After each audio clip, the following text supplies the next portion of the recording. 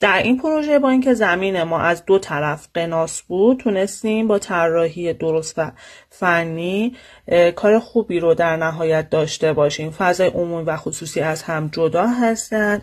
بعد از ورود وقتی که راه پله رو در کنج پرت کار قرار دادیم و آسانسور رو هم در این قسمت داریم، لابی ورودی هستش، سرویس بهداشتی رو داریم.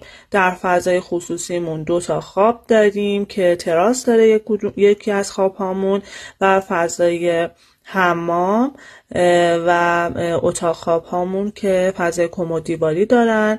بعد از اون در فضای عمومی قسمت آشپزخانه که مطبخ آشپزخانه هم میبینید در اینجا و تراسی که به آشپزخانه دسترسی داره و فضای حال و پذیرایی که نور همه قسمت ها رعایت شده.